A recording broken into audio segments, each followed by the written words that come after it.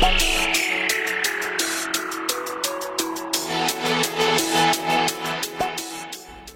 les bambins, j'espère que vous allez bien, en tout cas moi ça va nickel. On se retrouve aujourd'hui pour une nouvelle vidéo sur la Première Ligue, la 15e journée. 10 matchs analysés ensemble qui sont les suivants: Manchester City contre Fulham, Wolverhampton contre Brighton, Nottingham Forest contre Brentford, Leeds contre Bournemouth, Everton contre Leicester, Chelsea, Arsenal, le derby londonien. Plein de promesses également: Southampton contre Newcastle, Aston Villa contre Manchester United, West Ham contre Crystal Palace et enfin Tottenham contre Liverpool, l'autre gros choc de cette journée.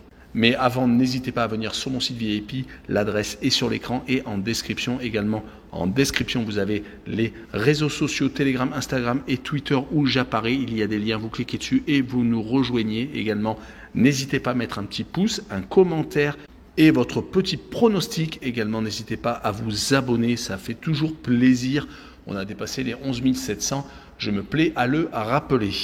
Mais avant d'attaquer l'analyse, le classement: premier Arsenal avec 31 points, 2 points d'avance sur les Citizens qui sont second, troisième Tottenham avec 26 points, quatrième Newcastle avec 24, cinquième Manchester United avec 23 unités, sixième Chelsea avec 21 points.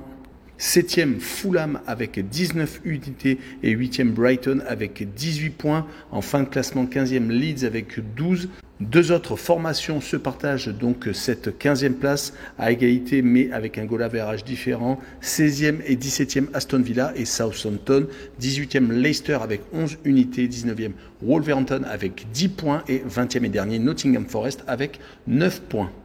Et on attaque avec Manchester City qui joue contre Fulham. Les Citizens viennent de gagner 2 fois consécutivement contre Leicester City et Séville. Cela fait bizarre quand on parle de Manchester City, mais ils étaient sur une baisse de régime, ayant fait 2 fois 0-0 à l'extérieur en Ligue des Champions, à Dortmund et à Copenhague. Et ils avaient également perdu à Liverpool 1-0.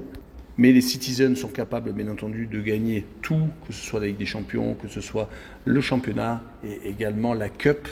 En tout cas, ils ont fait beaucoup tourner avec Haaland qui a été souvent sur le banc, voire même qui n'était même pas dans le groupe. Mais contre Fulham, il risque d'être présent et Fulham va devoir donc se surpasser. Mais ils font quand même un début de saison assez intéressant pour un promu. Ils n'ont pas perdu depuis 4 rencontres, restent sur 2 victoires et 2 matchs nuls. Quand même, leur dernière défaite remonte au 9 octobre et c'était à West Ham.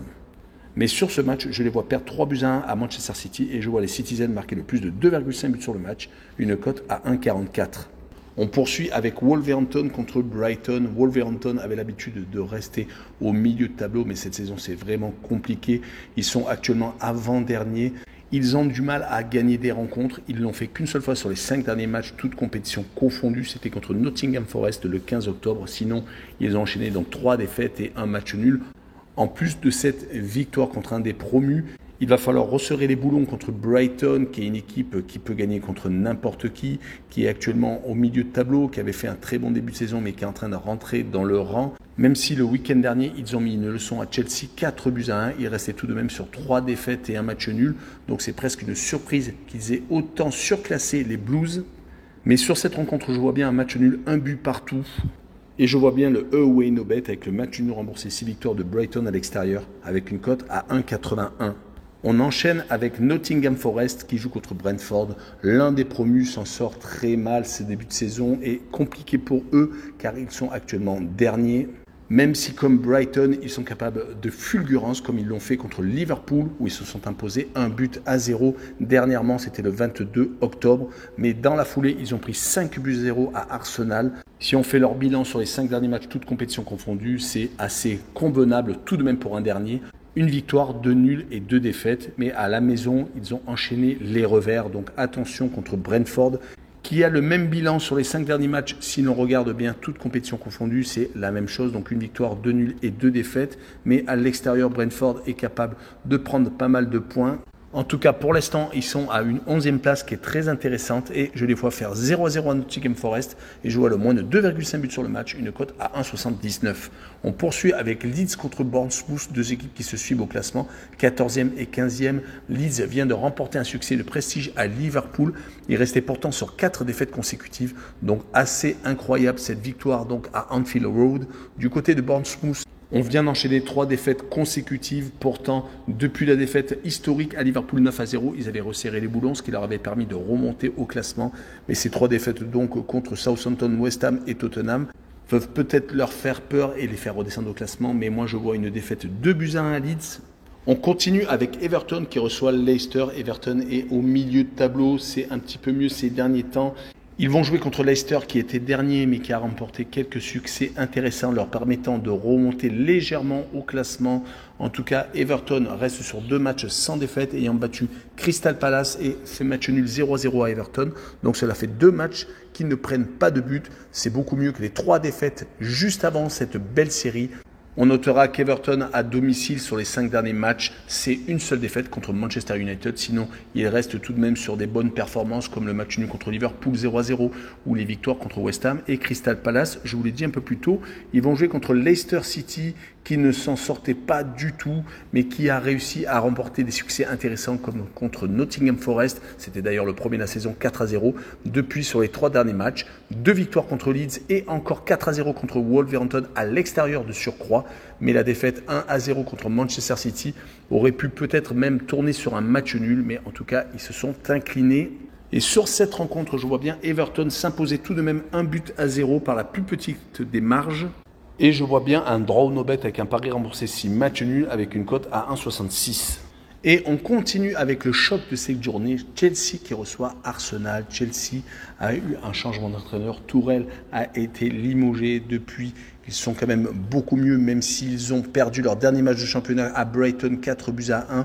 Ils ont réussi à se qualifier pour les 8e de finale de la Ligue des Champions. Ils restent d'ailleurs sur 2 succès consécutifs contre Salzbourg et contre le Dynamo de Zagreb. À chaque fois, par contre, sur le score de 2-1. On notera tout de même que Chelsea, quand ils le reçoivent, ils sont assez solides. Ils ne perdent jamais. Et ils vont jouer surtout contre Arsenal qui est en tête de la Première Ligue et qui vient de se qualifier pour les 8e de finale de la Ligue Europa, qui a encore gagné, mais petitement contre Zurich, mais ils ont fait tout de même tourner leur effectif. On rappellera qu'à domicile, c'est assez costaud également. 5 matchs, 5 victoires sur les 5 dernières rencontres et ils ne prennent quasiment jamais de but à part contre Liverpool sur les 5 dernières rencontres, toutes compétitions confondues. Ils n'ont pas pris donc de goal, juste Liverpool en a marqué 2. C'était le 9 octobre. Et on rappellera également qu'Arsenal à l'extérieur, c'est vraiment très solide. À part la défaite à Manchester United, ils ont fait match nul à Southampton dernièrement, mais sinon c'est que des victoires et quasiment tout le temps sans prendre de but. Et sur cette rencontre, je me jette à l'eau et je vois une victoire de Chelsea 2-1 et je vois la double chance 1N avec une cote à 1,49. On poursuit avec Southampton qui reçoit Newcastle. Southampton est en fin de classement juste au-dessus de la barre de relégation du côté de Newcastle. Par contre, ils sont maintenant dans le top 4 à seulement 7 points de la tête et à 5 points du second Manchester City. Donc c'est dire leur bon début de saison. Côté Saints, malheureusement, donc une victoire sur les 5 derniers matchs, toutes compétitions confondues. Et c'était en déplacement à Bournemouth, sinon 2 matchs nuls. Les 2 dernières réceptions se sont donc finies par un but partout contre West Ham et Arsenal, tout de même. Et 2 défaites par contre à l'extérieur à Manchester City et à Crystal Palace. Ils vont recevoir avec plein d'ambition Newcastle qui, de son côté, ne perd pas actuellement. 4 victoires et 1 match nul sur les 5 dernières rencontres. C'est un changement total avec la saison dernière. Certes, ils ont été rachetés depuis. On fait un recrutement intelligent sans faire de folie. Et sur les 5 derniers résultats, on voit que c'est du sérieux. Un 0-0 à Manchester United et 3 victoires assez faciles à la maison contre Brentford, Everton et Aston Villa. Et une victoire plein d'abnégation à Tottenham 2-1. C'est pour cette raison que je les vois une fois de plus s'imposer à l'extérieur et 2-1 également à Southampton. Et je vois les 2 équipes marquées avec une cote à 1,79. On poursuit avec Aston Villa contre Manchester United. Aston Villa n'est pas au mieux. Une seule victoire sur les 5 derniers matchs, toutes compétitions confondues. 3 défaites tout de même contre Newcastle, Fulham et Chelsea. Et à chaque fois sans marquer de but. Il va falloir donc se ressaisir, mais l'adversaire qui se présente chez eux n'est pas le meilleur actuellement. Manchester United est en train de remonter au classement. Ils sont actuellement 5e, n'ont plus perdu depuis 5 rencontres au moins. Ils ne prennent quasiment plus de buts. 4 clean sheets sur les 5 dernières rencontres, toutes compétitions confondues. La seule réalisation encaissée, c'était à Chelsea. Et sur ce match, je les vois s'imposer 2-0 à Aston Villa et je vois le draw no bet avec le pari remboursé 6 matchs nuls, une cote à 1,51. Et on continue avec West Ham contre Crystal Palace. West Ham avait très mal débuté la saison, mais c'est beaucoup mieux ces derniers temps. 3 victoires sur les 4 derniers matchs, toutes compétitions confondues. La Ligue Europa Conference leur a fait un bien fou. Ils ont gagné les 2 dernières rencontres contre Silkeborg et contre le Steaua Bucarest, le club roumain. Ça leur a permis d'ailleurs de se qualifier pour les 8e de finale de cette compétition. En championnat, on va dire qu'ils ont un calendrier compliqué car leurs 2 derniers déplacements ont été à Liverpool et à Manchester United. À chaque fois, une défaite, 1-0. Mais par contre, quand ils reçoivent sur les 5 derniers matchs, toutes compétitions confondues, c'est 5 victoires. Donc tout de même, la tâche s'annonce donc rude pour Crystal Palace. Surtout que leurs résultats ne sont pas pareils à domicile comme à l'extérieur. À domicile, c'est beaucoup de victoires. Par contre, à l'extérieur, ça fait 4 rencontres qu'ils n'ont pas gagné, faisant 2 défaites à Manchester City et à Everton et faisant 2 matchs nuls à Newcastle et à Leicester. Sur cette rencontre, je vois tout de même West Ham s'imposer 2-1 et je vois le plus de 2 buts sur le match, une cote à 1,57. On finira avec Tottenham qui reçoit Liverpool. Tottenham et Liverpool sont tous les deux qualifiés pour les 8e de finale de la Ligue des Champions. C'est une très bonne nouvelle pour l'Angleterre. Tottenham a gagné en plus à Marseille, renversant la situation alors qu'ils étaient menés 1-0 et gagnant dans les arrêts de jeu. Cela fait d'ailleurs la 2e fois consécutive qu'ils renversent le match, ayant été menés 2-0 à Portsmouth. Ils avaient réussi à remporter le match 3-2. Attention tout de même pour Tottenham car à domicile, avant ces 2 succès hors de leur base, avaient enchaîné 2 déceptions, une défaite contre Newcastle et le match nul contre le Sporting de Lisbonne. Il va falloir resserrer les boulons comme ils l'avaient fait en début de saison où ils avaient remporté quasiment toutes leurs rencontres à la maison.